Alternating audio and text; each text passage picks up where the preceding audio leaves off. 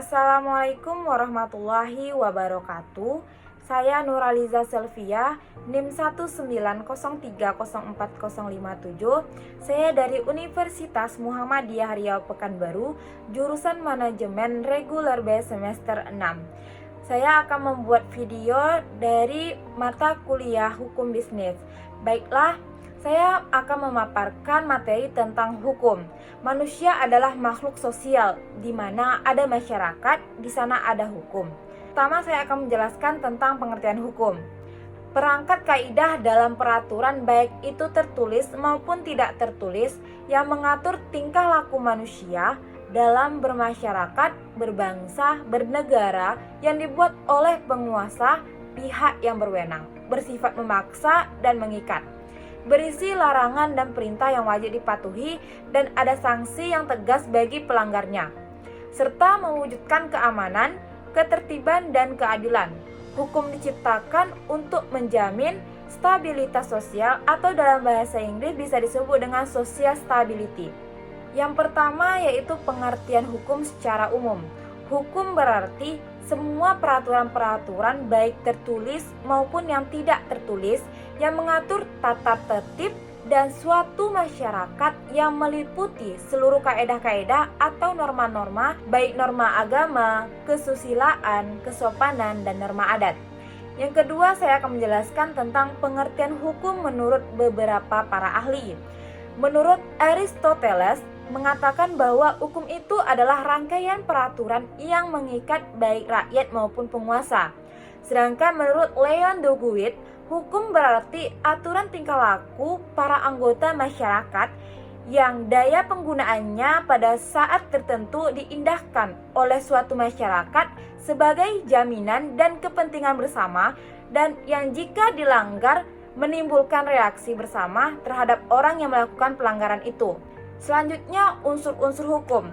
Peraturan mengenai tingkah laku manusia dalam pergaulan masyarakat. Peraturan itu dibentuk oleh badan-badan resmi negara yang berwenang. Peraturan itu bersifat memaksa. Sanksi terhadap pelanggaran peraturan tersebut bersifat tegas dan nyata. Ciri-ciri hukum adanya perintah dan larangan. Perintah dan larangan itu bersifat memaksa, mengikat, dan harus ditaati oleh setiap orang yang cakap menurut hukum. Selanjutnya, penjelasan sumber hukum. Dalam undang-undang, hukum itu ialah suatu aturan tertulis yang dibuat oleh badan resmi negara yang berisi perintah, larangan yang harus ditaati apabila dilanggar akan dikenakan sanksi yang tegas. Terdapat dua jenis yaitu undang-undang dalam arti material dan undang-undang dalam arti formal.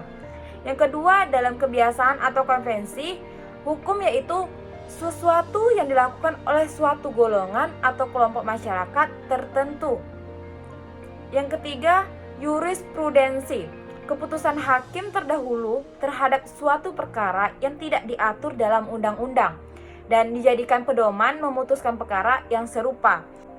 Yang keempat yaitu traktat atau perjanjian, di mana perjanjian dibuat oleh dua negara atau lebih mengenai persoalan-persoalan yang diatur dalam perjanjian negara tersebut.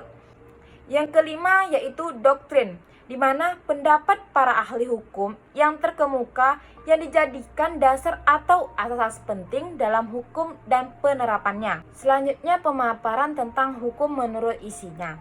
Hukum publik. Hukum publik ialah hukum yang mengatur hubungan antara lain. Yang pertama, warga negara dengan warga negara. Yang kedua, warga negara dengan alat perlengkapan negara. Yang ketiga, alat perlengkapan negara dengan alat perlengkapan negara.